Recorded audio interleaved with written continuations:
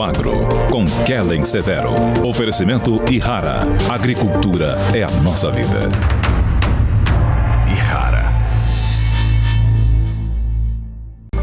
Olá, sejam muito bem-vindos ao Hora H do Agro, um programa onde discutimos e analisamos os temas que mais importam para o agronegócio brasileiro. União Europeia aprova acordo que irá afetar o agronegócio do Brasil. O bloco econômico vai proibir a importação de produtos do agro provenientes de área de desmatamento legal e ilegal. Nesta edição, você vai entender os impactos para o comércio de commodities agrícolas. E mais, a gente vai tratar da meteorologia. O Instituto Nacional de Meteorologia afirma que o sul do Brasil terá chuvas abaixo da média em dezembro. Saiba também como o Laninha impactará os primeiros meses de 2023. Na economia, o mercado eleva a previsão de juros com risco de aumento dos gastos públicos e piora na credibilidade fiscal. Você vai ver tudo isso e muito mais nesta edição do Hora H do Agro, que já está no ar. O Parlamento e o Conselho Europeu aprovaram nesta semana um acordo que vai afetar o agronegócio brasileiro. Os europeus determinaram que não irão mais importar produtos agrícolas vindos de área de desmatamento legal e ilegal após 31 de dezembro de 2020. A medida valerá para soja, para café, para cacau, para carne bovina, madeira e borracha. No documento, as entidades europeias afirmam que a lista de commodities cobertas será revisada e atualizada regularmente. Para garantir que esses itens não tenham como origem áreas desmatadas, a União Europeia exigirá que exportadores realizem a rastreabilidade da cadeia, ligando o produto agrícola à coordenada geográfica da área em que foi produzida. Haverá também um sistema de classificação de países, que serão avaliados com risco baixo, médio ou alto para desmatamento e degradação florestal. As exigências das empresas que quiserem exportar para a Europa irão depender desse nível de risco. A gente vai aprofundar a discussão sobre esse tema pelos potenciais impactos que ele gera para o agronegócio brasileiro, para a exportação de alimentos e para toda a cadeia aqui no país. Para entender todas as dimensões e efeitos dessa medida europeia, a gente recebe a Suemi Mori. Ela é diretora de Relações Internacionais da Confederação da Agricultura e Pecuária do Brasil. Suemi, seja muito bem-vinda ao Hora H do Agro. Obrigada, Kellen. Eu agradeço pelo convite. A gente é que agradece. E para começar, a primeira pergunta para você é como esta medida aprovada lá na União Europeia, um acordo provisório, impacta o produtor de alimentos no Brasil? Kelly, a extensão desse impacto ainda não está clara. A gente consegue prever um impacto direto no Brasil, ou seja, das exportações que a gente faz para a União Europeia desses produtos que você mesmo listou, mas como o texto final não saiu ainda, eles não deixam claro qual é a extensão da cadeia que eles vão pegar. Eles dão alguns exemplos. Então, como o cacau é um dos produtos listados, eles falam assim, inclusive os derivados e os produtos que foram alimentados. Tem uma frase no press release que saiu do parlamento dizendo que eles também vão incluir os produtos derivados e que foram alimentados com esses que você listou. Então, como a gente não tem ainda a dimensão do que seria essa cadeia, então eles citam chocolate e citam móveis também, porque madeira é um dos produtos listados, então eles citam isso. Mas essa questão ainda não está muito clara, porque o texto ainda não saiu. Então, para avaliar o exato impacto disso, a gente precisa ter esse texto formal. Agora, do ponto de vista já desses produtos diretamente, tem uma preocupação muito grande. Preocupação em termos de volume e de representatividade, eu colocaria 2 produtos principais, que é o café e a soja. O café pela representatividade. Esse ano, tudo que a gente exportou até novembro de café quando a gente fala do complexo café, né? Como eles não deixaram claro o que seria esse café, então olhando os dados até novembro, 49% do que a gente exportou de café para o mundo foi para a União Europeia. Esse valor foi de cerca de 3,7 bilhões até novembro. Se a gente olhar a soja, por exemplo, apesar da representatividade da soja ser menor, ser 14,24, o valor do que a gente exportou foi de 8 bilhões para a União Europeia. Então, nós aqui na CNA nós tiramos a lista assim que saiu o acordo, né? Porque como você falou, um acordo. Essa legislação já estava em discussão há muito tempo. Ela faz parte de uma estratégia maior da União Europeia, que chama Green Deal, né? Que é o Pacto Verde. Então, dentro do Pacto Verde tem várias vertentes. Essa legislação ela está embaixo de uma outra estratégia que chama Farm to Fork, que é ligada à questão da agricultura. E aí, no ano retrasado, inclusive, eles começaram a falar sobre isso, teve a consulta pública, então já é um processo que vem de um tempo e agora se chegou ao acordo, né, do trílogo que a gente chama, que é a Comissão Europeia, o Parlamento Europeu e o Conselho Europeu. Então, isso que aconteceu agora foi só a finalização do acordo, porque cada um tinha uma proposta específica. Por exemplo, agora no final foram incluídos alguns produtos que não estavam em discussão antes. Então, isso que a gente está vendo agora acontecer dia 6, que aconteceu, foi divulgado dia 6, foi esse acordo do trílogo, mas o texto final a gente ainda não tem.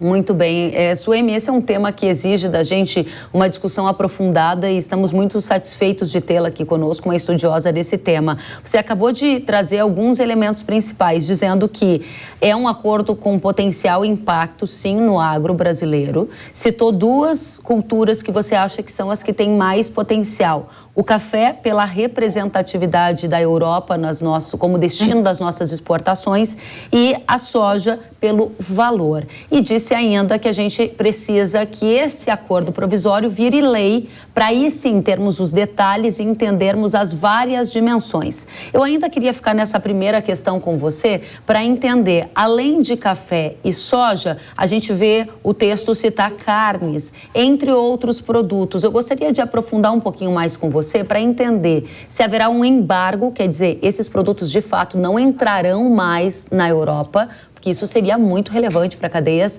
como essas citadas por vocês e essas outras. Esse é o seu entendimento neste momento? A partir de uma data de corte que for determinada na lei, esses produtos não entrarão mais na Europa? É isso que você imagina?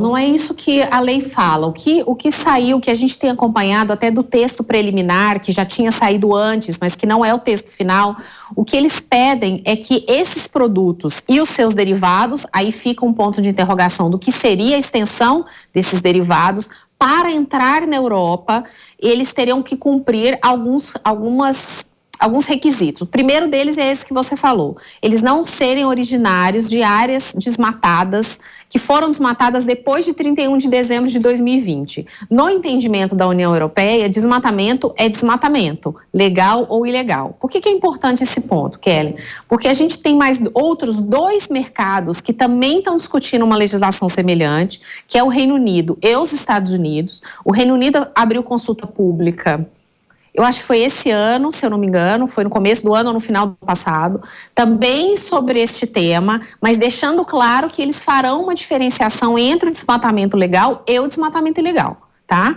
Os Estados Unidos abriram este ano, fechou agora a consulta pública, dia 2 de dezembro, agora, mas eles não têm texto preliminar, eles simplesmente abriram uma consulta pública para o mundo inteiro, falando que os Estados Unidos têm a pretensão de ter uma legislação da mesma natureza, com o mesmo argumento, que é evitar o que eles chamam de importação de carbono, né? Que é assim, eles têm uma meta climática, esses países têm metas climáticas, então eles falam que para cumprir essa meta climática deles, eles precisam cuidar não só da sua produção, mas de tudo que entra no seu país.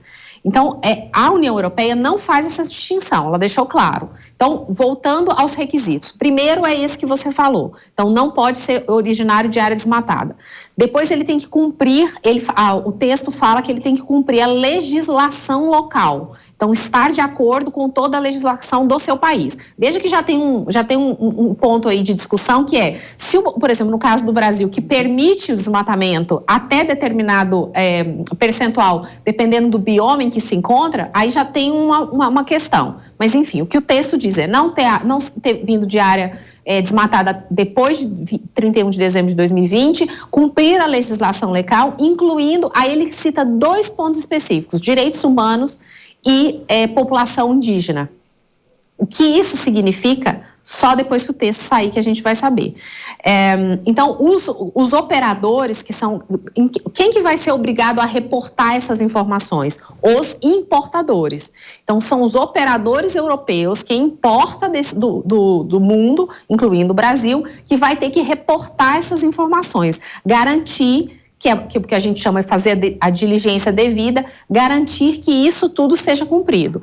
O único ponto que deixa claro é isso que você falou, que tem que mandar coordenadas de geolocalização da produção para garantir esse primeiro ponto. E aí, como que as outras questões vão ser encaminhadas, qual vai ser o tipo de reporte, qual vai ser o tipo de evidência que eles vão pedir, isso a gente não sabe ainda. Então, assim, respondendo objetivamente a sua pergunta, não serão barrados, eles terão que garantir que estão cumprindo esses requisitos para entrar e para circular, e não é só entrada, tá, Kelly? Eu acho que é importante, porque o texto fala que é comercializado, ou seja, tudo que é comercializado na Europa, a partir da data, na verdade, assim, eles falam que 20 dias depois da publicação do texto, a legislação entra em vigor. Mas que para determinados itens, e aí a gente está entendendo aqui que é essa questão da geolocalização, por exemplo, e esses critérios, teria 18 meses para isso ser obrigatório.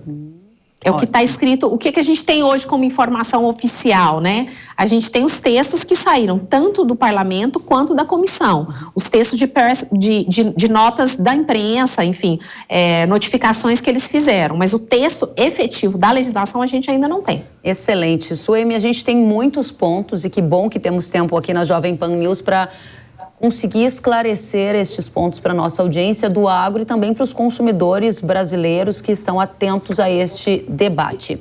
Você disse assim, nenhum produto será barrado se estiver em conformidade com essas questões e também se não for fruto de uma área de abertura até essa data de 2020, dezembro de 2020. Serão barrados os produtos pós esta data ou ainda há dúvidas, porque você disse que a própria questão provisória aponta que a lei do país vale. Então, se tiver um desmatamento depois de 2020, em conformidade com o Código Florestal, nesse momento a gente não tem a resposta, se o produto será barrado ou se vai entrar.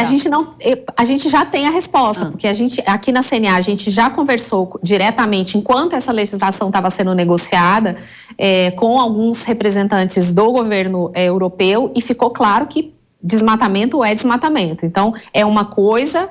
é a questão da abertura de áreas pós 31 de dezembro e a legislação, mas esta questão já está claro que para eles não faz diferença. Um produto será barrado. Após dezembro de 2020, produtos brasileiros de áreas recentes não entrarão na Europa. Não entrarão na... Isso para mim, isso o documento já disse, na época a gente discutiu com eles essa questão e não há... a diferenciação entre o legal e o ilegal para eles não existe. É desmatamento, áreas abertas.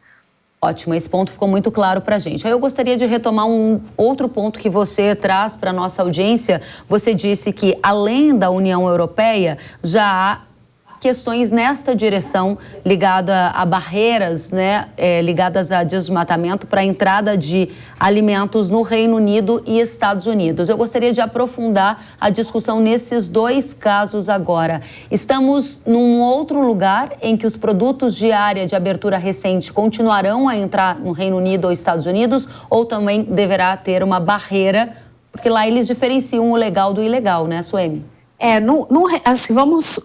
Primeiro eu vou falar do Reino Unido. O Reino Unido tem uma discussão mais adiantada, mas não há texto. Então, como não há o texto, o que eles consultaram? Eles consultaram perguntas para saber se aberto para a sociedade como um todo. Então, quando você vai responder a consulta pública, você pode responder como sociedade civil, como consumidor, como empresa, como organização representante. Eles queriam saber perguntas do tipo, você acha que...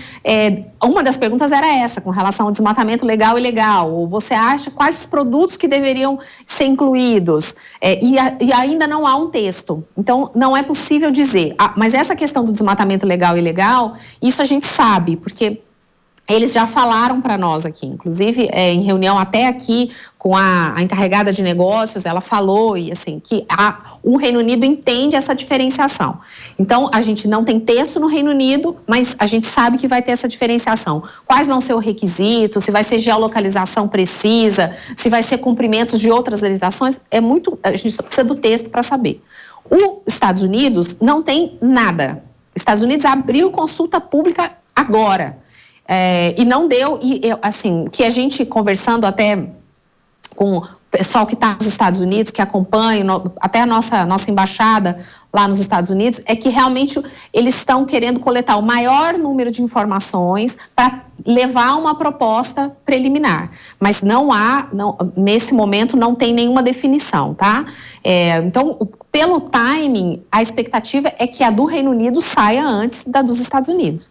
Porque a do Reino Unido já foi feita com bastante tempo antes, tá? Ótimo. Então, você falou em timing e é justamente aqui que a gente vai deter a nossa atenção agora, perguntando sobre o tempo previsto para cada uma dessas medidas entrar em vigor.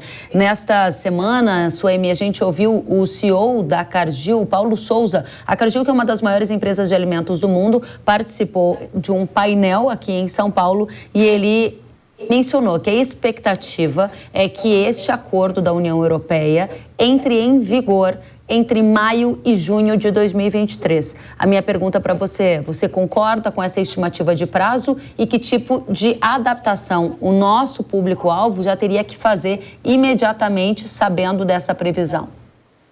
Bom, eu não tenho a data. Ontem eu conversei com a nossa embaixada, a embaixada brasileira na União Europeia, em Bruxelas.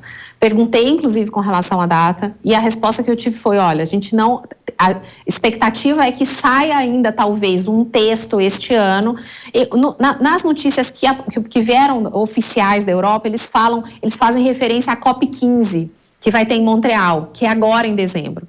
Então, eles falam assim, tem até uma citação de um líder falando que foi muito difícil, mas que eles conseguiram chegar a um consenso até a COP15. Então, é um anúncio que vai ser feito. Se esse anúncio na COP15 vai ter o texto final, a gente não sabe. O que eles disseram é, assim que o texto for liberado, a legislação entra em vigor em 20 dias. Só que o cumprimento, os detalhes, eles falam que vai só a partir de 18 meses. O que vai ser cobrado a partir de 18 meses, nós temos que esperar o texto sair para saber. Perfeito. Suemi, essa primeira parte da nossa conversa ficou bastante esclarecedora e eu quero avançar um pouquinho mais.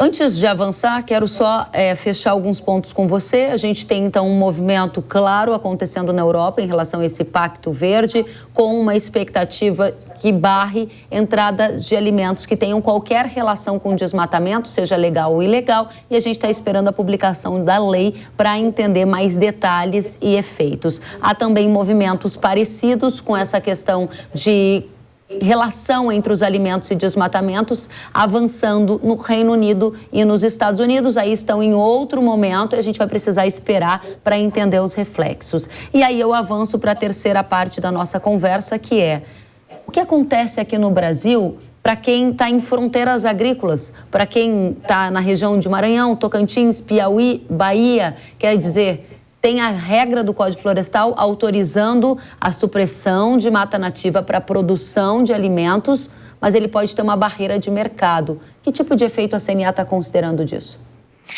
A gente está muito preocupado, Kellen. Assim, o efeito, especialmente com o impacto disso em pequenos e médios produtores. Porque os grandes, de alguma forma, eles têm mais condições financeiras de fazer, de se adaptar. Porque o custo a gente chama de custo de reporte, o custo para você comprovar isso, que você pode até cumprir todos os requisitos, mas existe um custo de transação, um custo de reporte dessas exigências todas. E isso para o pequeno e para o médio, esse custo pode ser, inclusive, o custo de exclusão do mercado europeu. de não conseguir realmente cumprir isso. Então, a gente está muito preocupado com... Então, vamos esperar o texto para ver exatamente os pontos específicos e como que a CNA pode ajudar, mas de antemão a gente já está muito preocupado com essa questão. Até porque a legislação, como a forma como ela está, das informações que a gente tem, ela tem um caráter punitivo. Ela não tem um caráter inclusivo. Né?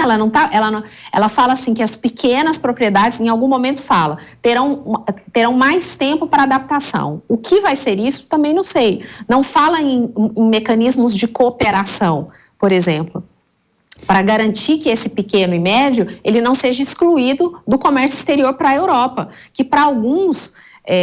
como eu falei, por exemplo, do café, que é 49%, é uma representatividade muito grande. Então, estamos vendo com preocupação. Para saber exatamente como que a CNA vai atuar, a gente tem que esperar o texto. Muito bem. Você fala sobre esse risco de alguns agricultores não conseguirem se adequar tão brevemente e acabar saindo da atividade. Há quem diga que uma alternativa seria, então, não vender mais para a Europa e vender para outros mercados. Mas aqui está um ponto muito sensível dessa discussão, porque me parece que há um mimetismo, né? Outros países do mundo imitando aquilo que a Europa está sendo pioneira. Você acha que há um risco nesse sentido de a China, enquanto país, adotar medidas semelhantes, já que a China é o principal parceiro comercial do Brasil do agro?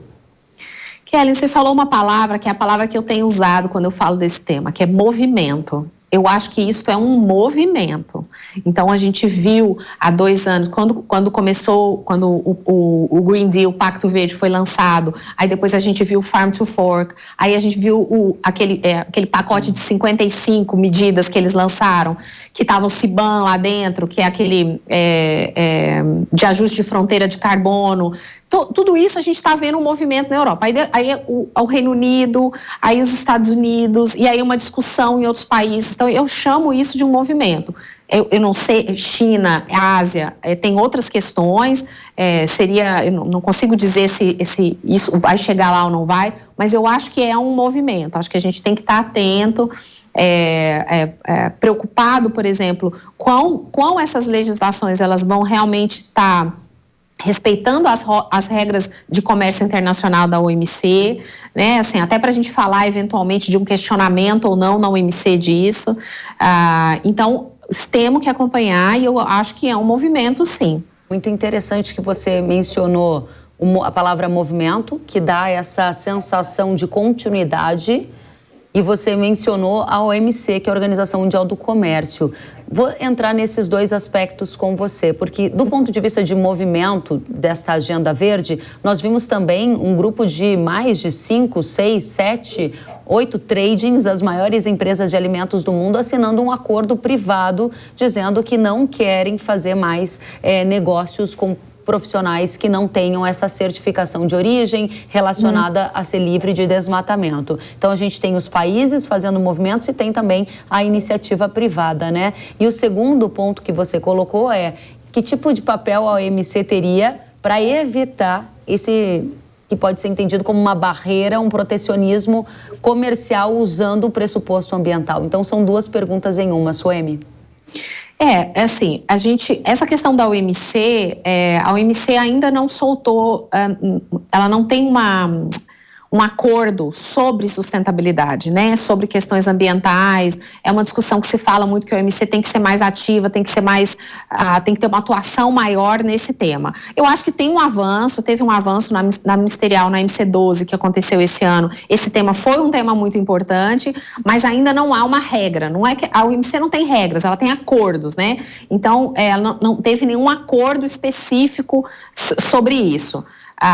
Até pela questão como hoje ela está com o órgão de apelação está inoperante ainda, até nesse sentido, qual seria o papel real da OMC de atuação nesse tema. Mas acho que a OMC tem um papel de ser quem regula o mercado internacional.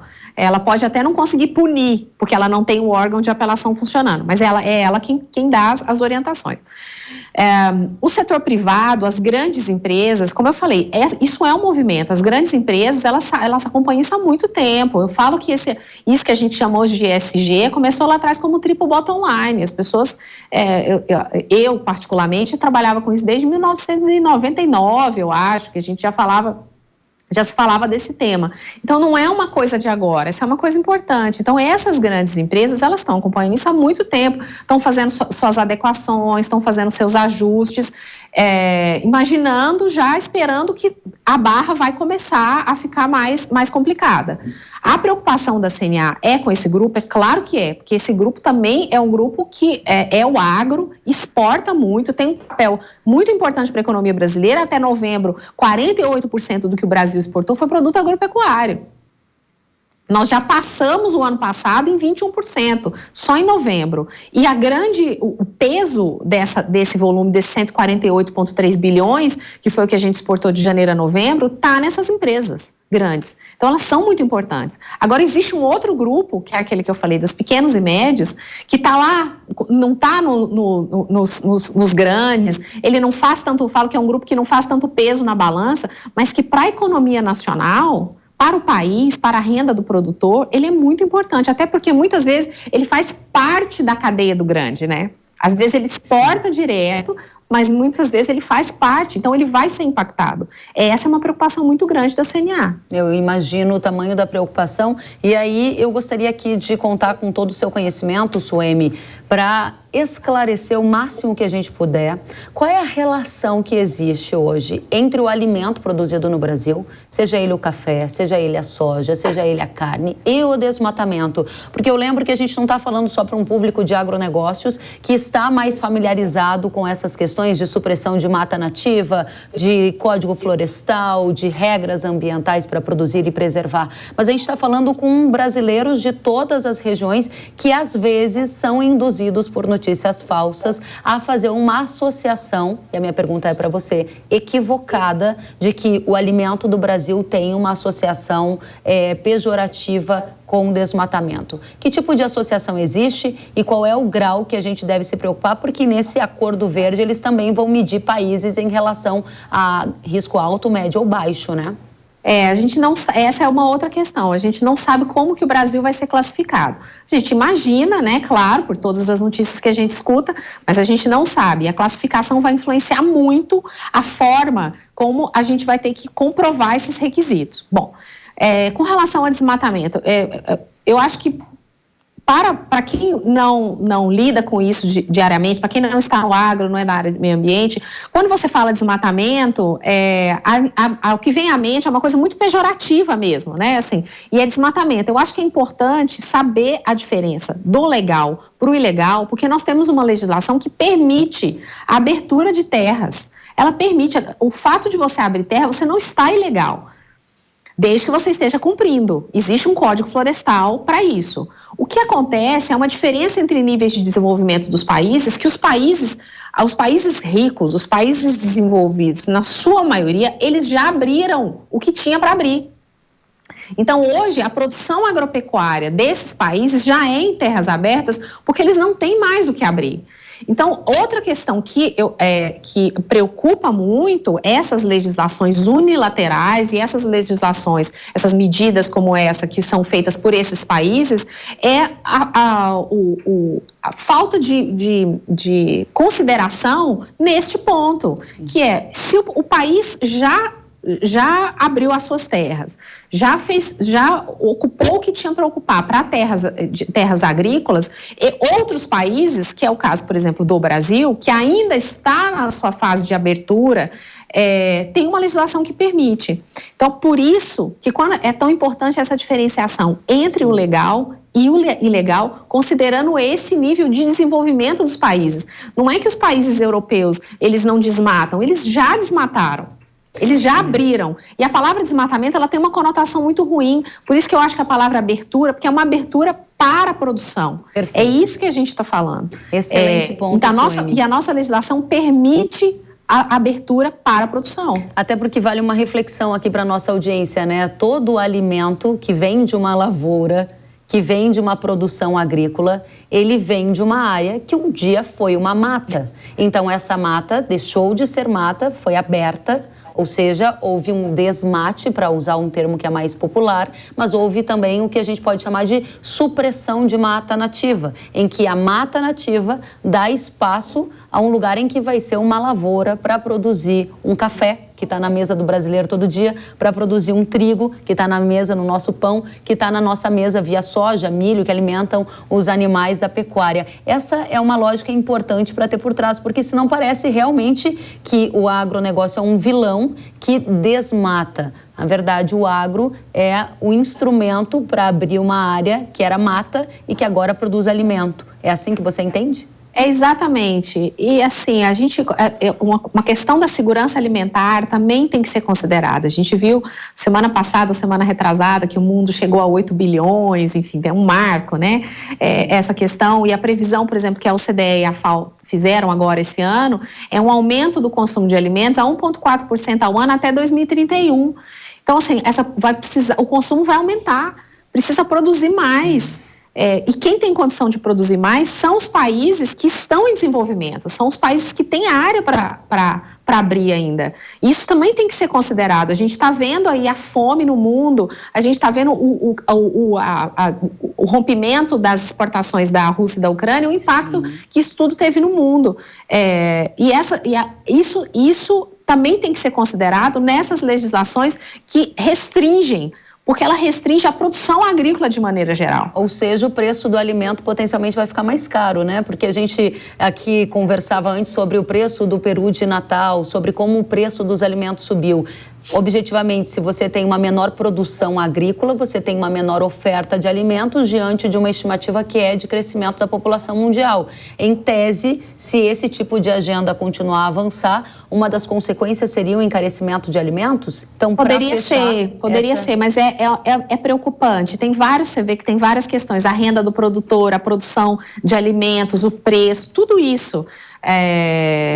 E considerando ainda isso que eu falei, que eu acho que é um movimento mesmo, a gente tem que estar muito atento e se posicionando e tentando da melhor maneira possível diminuir o impacto para o produtor. Excelente. Suemi, eu gostaria então de encaminhar a nossa entrevista para a consideração final, dizendo que foi muito rico te ouvir com profundidade. Esse tema merece tempo e que bom que você pôde estar conosco. E eu gostaria aqui de pegar os seus pontos, as suas conclusões nesse momento e fazer uma pergunta objetiva. Ou o agricultor, agropecuarista brasileiro se adapta, ou ele vai estar fora do mercado global, ou existe uma outra via, uma outra alternativa que a gente ainda vai descobrir nessa jornada, nesse movimento? Eu não acho que ele vai estar fora. Eu acho que a gente tem que...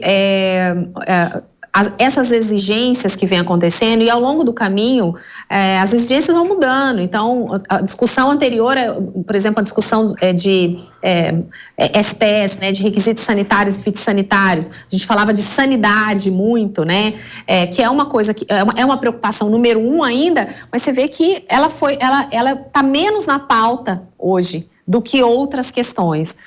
Então, eu acho que é uma questão de adaptação aos requisitos de mercado, porque a gente está falando de mercado. Isso que é importante. Assim, e o produtor brasileiro, ele provou ao longo do tempo que ele se adapta. Tanto é que as nossas exportações só crescem e a gente vende para praticamente o mundo inteiro. A que custo que isso vai acontecer? Essa é a questão.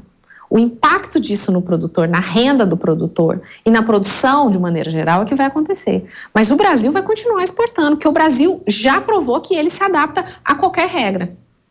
Suemi Mori, diretora de Relações Internacionais da Confederação da Agricultura e Pecuária do Brasil, agradeço demais pela presença no Hora H do Agro aqui na Jovem Pan News e fica o convite para você voltar muito mais vezes, porque dado que este tema faz parte de um grande movimento, a gente vai precisar contar com a sua experiência para nos alertar sobre os melhores caminhos a seguir nessa jornada. Volte sempre, Suemi. Eu que agradeço, Kelly, conte comigo. Um abraço. Da mesma forma, até a próxima, um abraço. E fontes do Ministério das Relações Exteriores informaram à Hora H do Agro que o tema será avaliado pelo governo brasileiro quando o texto final da lei europeia for divulgado. Mas em setembro, o Itamaraty havia comentado que causa preocupação ao Brasil que a lei europeia sobre proteção ao meio ambiente possa servir de pretexto para impor medidas restritivas ao comércio internacional. O Ministério classificou a lei como de natureza unilateral, extraterritorial e discriminatória, com prejuízos, sobretudo, aos países em desenvolvimento. A Associação Brasileira das Indústrias de Óleo Vegetal, a Biov, informou que vai esperar a divulgação formal da legislação europeia para se posicionar sobre o tema. E agora a gente vai falar sobre economia.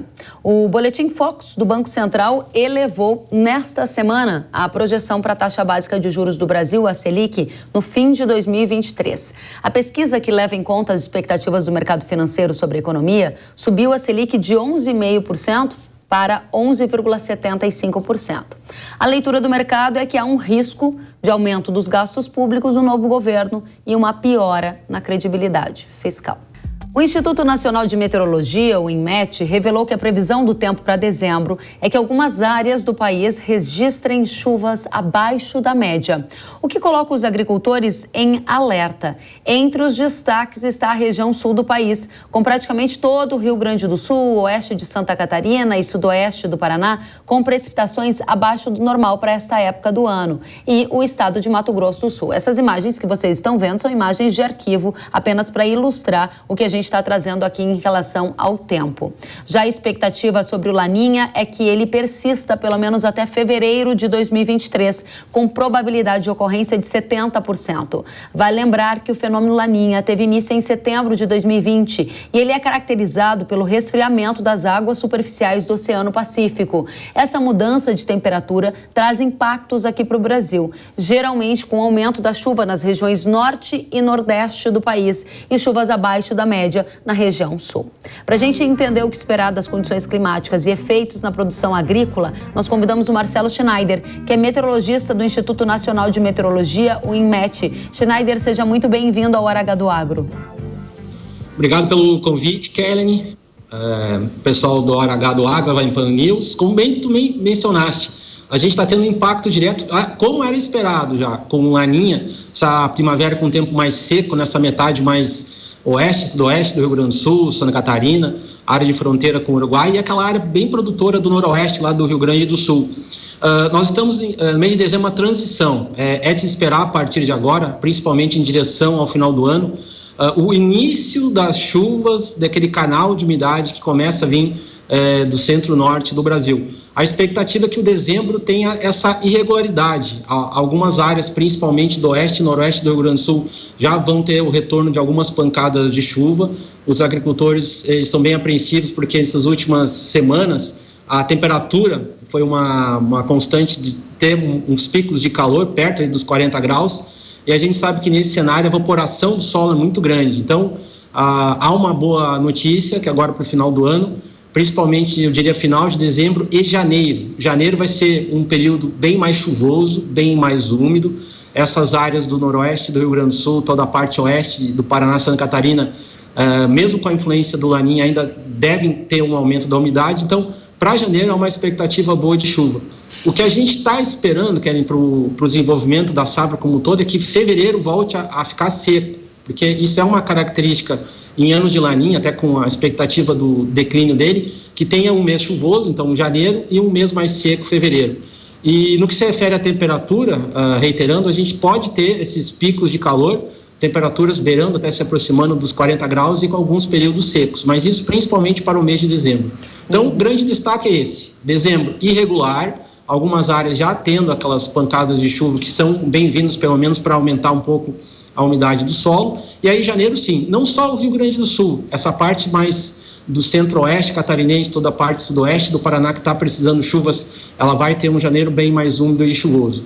Então, esses são os destaques principais, assim, em termos de temperatura e chuva, pelo menos ali até o mês de fevereiro. Muito bom. A gente vai agora aprofundar esses detalhes com vocês. Eu digo muito com você, eu digo muito bom, porque a gente precisa está mais bem preparado porque há algumas questões importantes por vir. Você já falou sobre essa onda de calor que vai pegar o sul do país, sul que está produzindo lavouras, por exemplo, de soja, de milho. Então, tem uma preocupação. Lembrando que em 2022 a gente também teve quebra de safra, né, em função dessa condição de seca e de laninha. Vou te fazer uma proposta, Marcelo, e pedir para a nossa produção colocar um mapa de dezembro na tela, que eu gostaria que você olhasse para ele e dissesse o que é que a gente precisa observar. Tem algumas manchas em amarelo. É possível, produção, colocar o mapa de dezembro? Está aí na tela para você, Marcelo. Então, a atualização foi feita em novembro e ele é válido para dezembro. Então, essas manchas amarelas são manchas onde vai chover abaixo da média.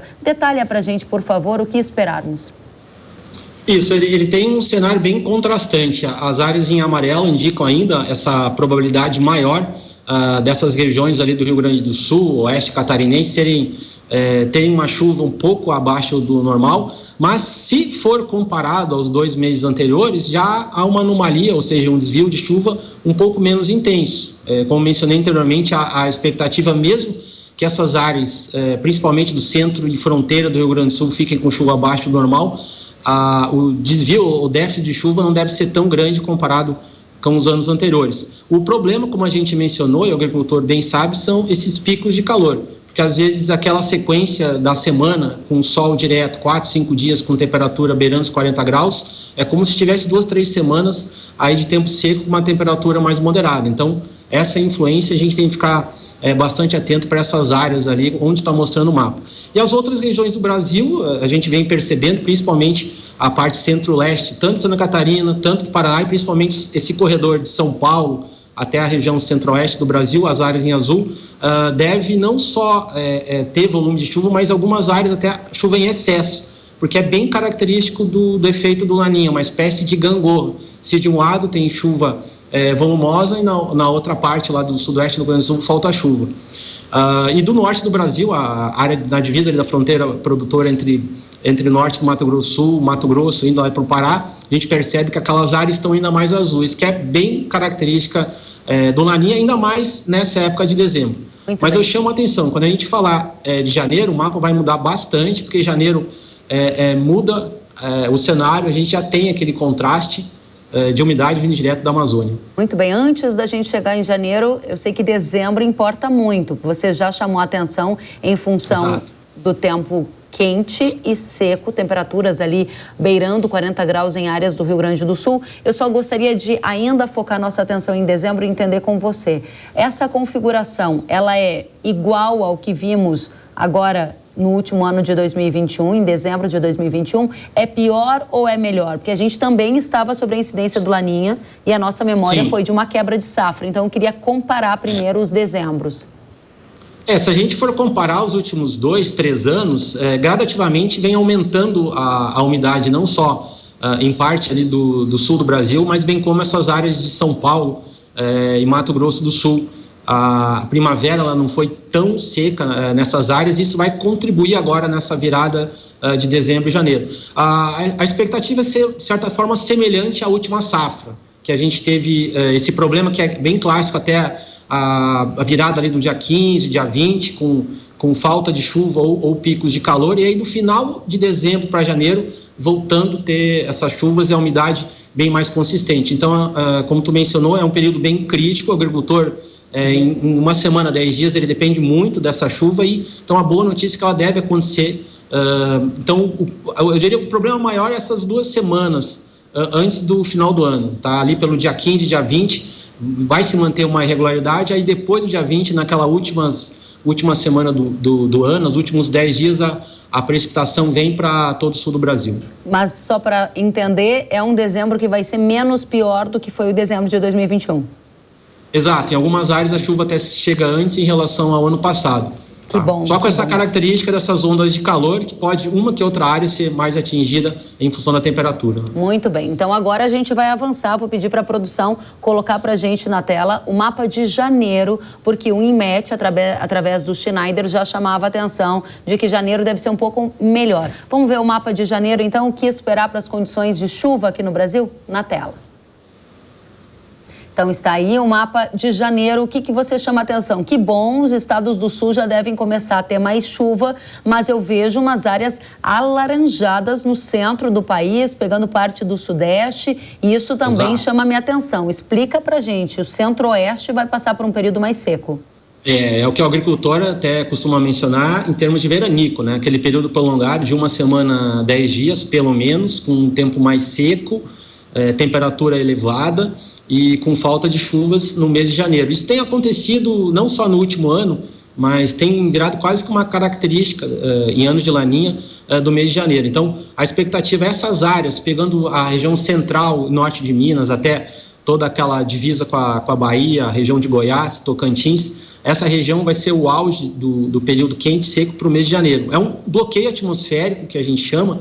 Quando está seco naquela região, as bordas dessa região, ou seja, aquela parte central e oeste do Mato Grosso do Sul, Mato Grosso, cortando por parte do oeste do Paraná, e aí vindo diretamente toda a região sul, essas áreas têm mais umidade.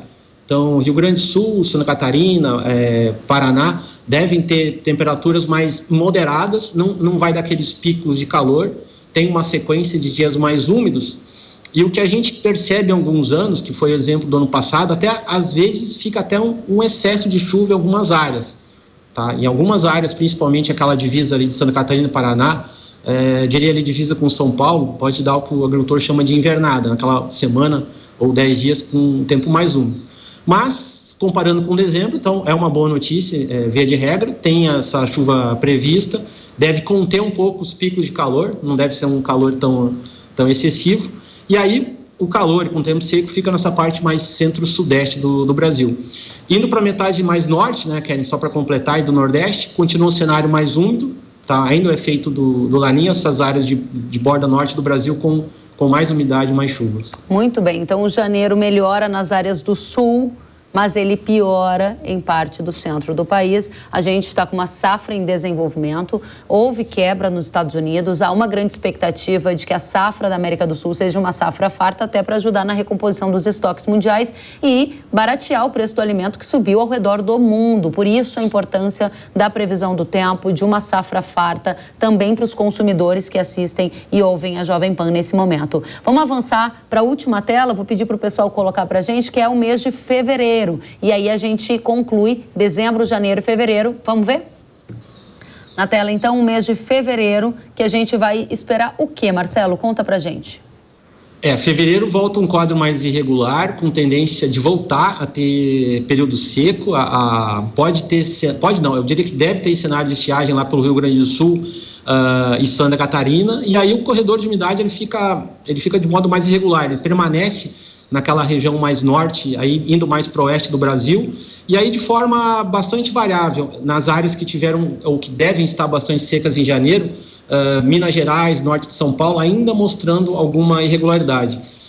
Então, o que a gente percebe é que 2 meses ainda bastante secos, essa parte de dezembro, mas principalmente fevereiro, ali para a região sul do Brasil, e essa região do centro-oeste, se pegar os meses de janeiro e fevereiro, essa região ali, proximidades de Cuiabá, indo para o oeste do Mato Grosso, norte do Mato Grosso Sul, com mais umidade.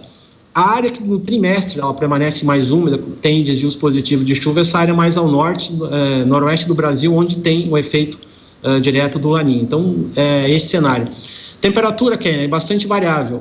Quando tem nessa época do ano um período um pouco mais seco, como é projetado para fevereiro, então volta ter uma tendência de temperaturas elevadas lá para o Rio Grande do Sul, Santa Catarina e Paraná.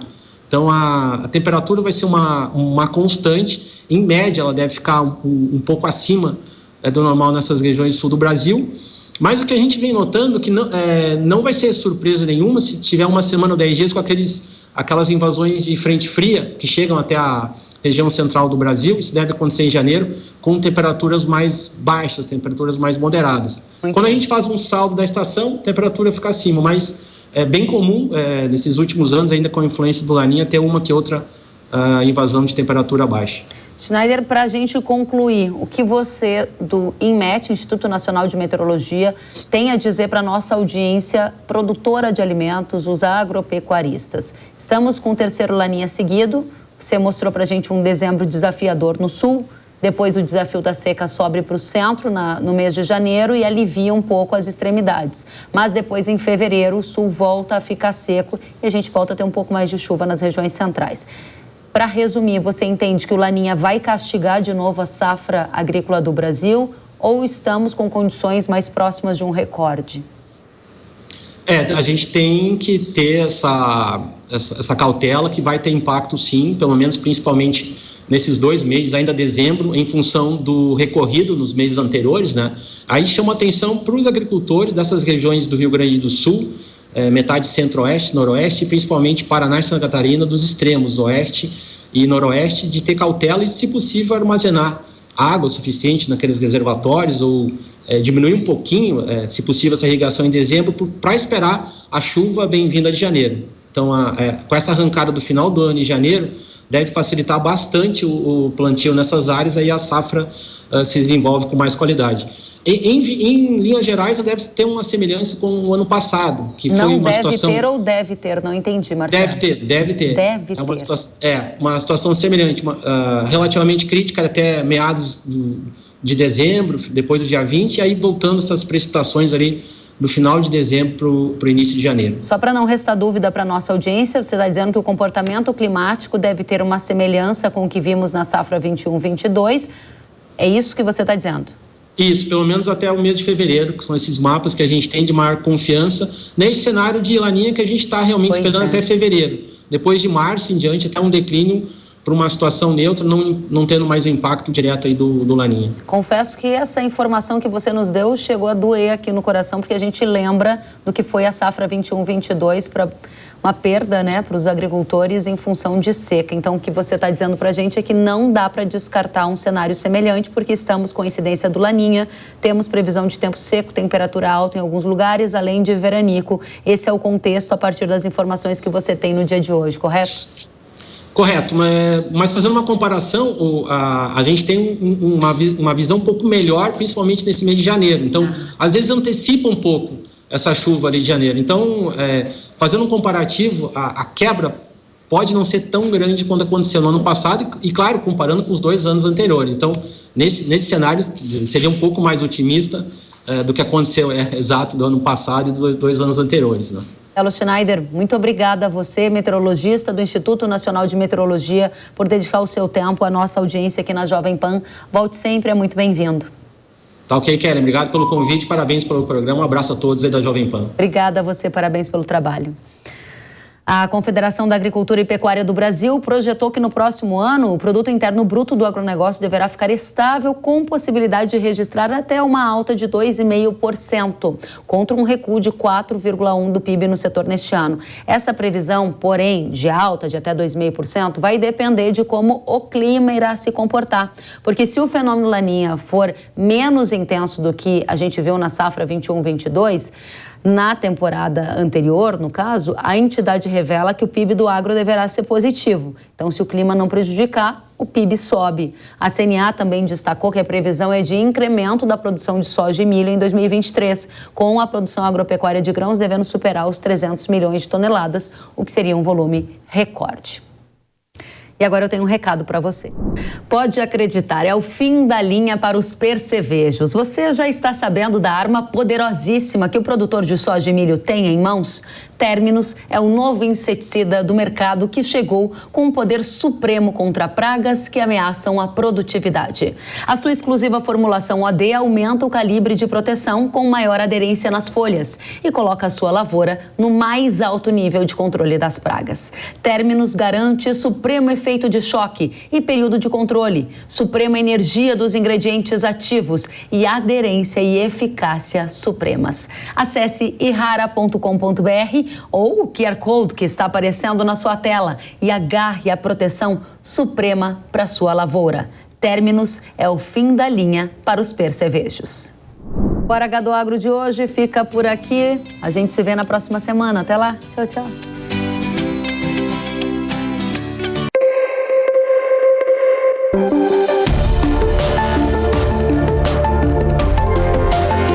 Hora H do Agro, com Kellen Severo.